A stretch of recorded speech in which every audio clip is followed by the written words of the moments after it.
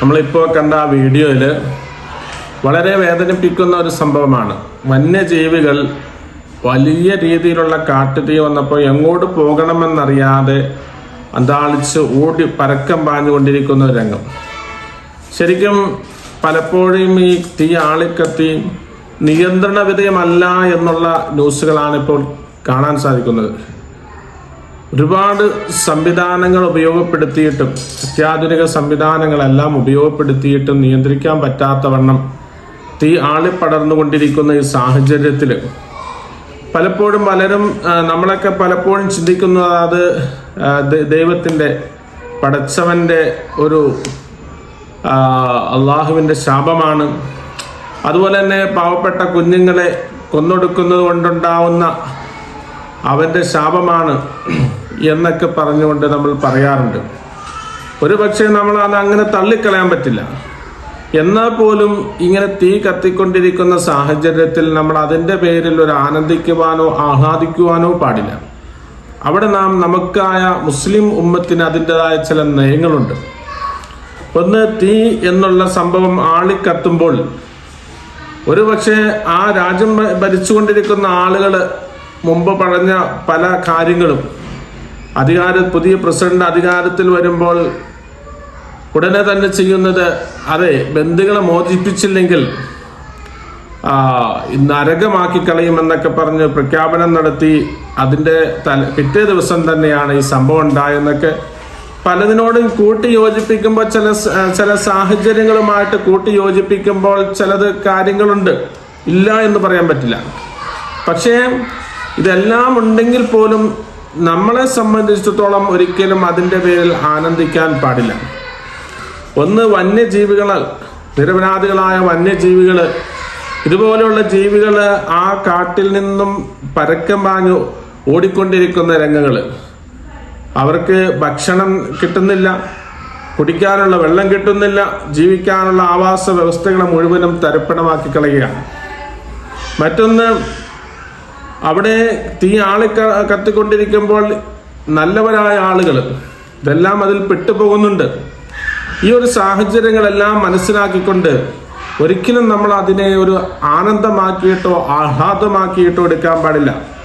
എവിടെ ദുരന്തങ്ങൾ ഉണ്ടായാലും അവിടെയെല്ലാം ദുരന്തങ്ങൾ മാറിക്കിട്ടുവാൻ വേണ്ടി ഏത് രാജ്യമാണെങ്കിലും എവിടെയാണെങ്കിലും ആ ദുരന്തങ്ങളെ മാറിക്കിട്ടുവാനും ആ രാജ്യം അവിടെ നല്ലവനായ ആളുകൾ രക്ഷപ്പെട്ടു വരുവാൻ വേണ്ടി നമ്മൾ രക്ഷിതാവിനോട് പ്രാർത്ഥിക്കുകയാണ് ചെയ്യേണ്ടത്.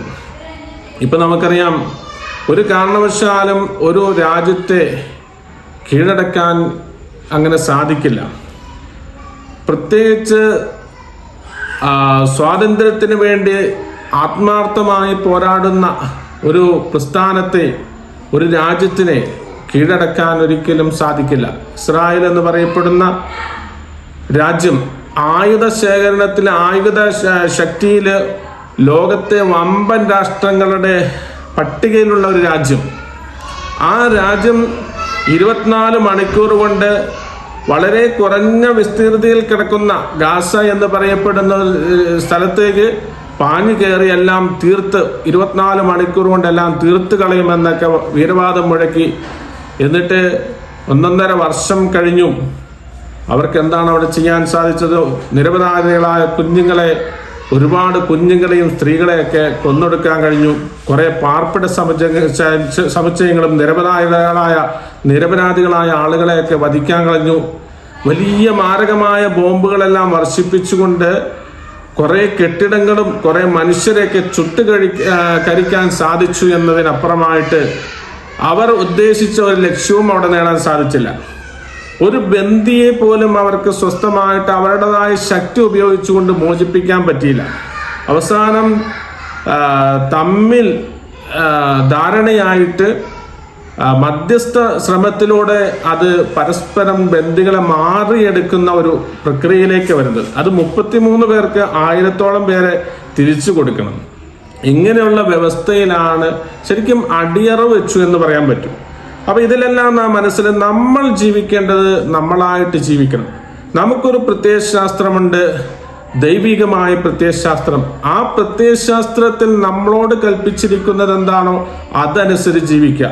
അന്യായമായതായ ഒന്നും നമ്മൾ ആരിൽ നിന്നും അർഹിക്കാതിരിക്കുക, അതൊന്നും ആവശ്യപ്പെടാതിരിക്കുക. ഒരു കാരണവശാലും ഒരു സ്ഥലത്ത് ദുരന്തമുണ്ടാകുമ്പോൾ ആ ദുരന്തത്തിന്റെ പേരിൽ നമ്മൾ ആനന്ദിക്കുകയോ ആഘോഷിക്കുകയോ ചെയ്യാതിരിക്കുക. നമുക്ക് നമ്മുടേതായ അന്തസ്സുണ്ട്, നമുക്ക് നമ്മുടേതായ ഇസ്ലാമികമായ തത്വസംഹിതയുണ്ട്. പടച്ച തമ്പുരാൻ നമുക്ക് പഠിപ്പിച്ച നല്ല ഒരു മൂല്യങ്ങളുണ്ട്, ജീവിത മൂല്യങ്ങൾ. ഇതെല്ലാം മുറുകെ പിടിച്ചുകൊണ്ട് അന്തസ്സായി നാം ജീവിക്കുന്നു, ഒരു പരിപൂർണമായ മുസ്ലിമായിട്ട് നമുക്ക് ജീവിക്കാൻ സാധിക്കുന്നുവോ, എന്നാൽ നമുക്ക് ഈ ലോകവും പരലോകവും വിജയമാണ്.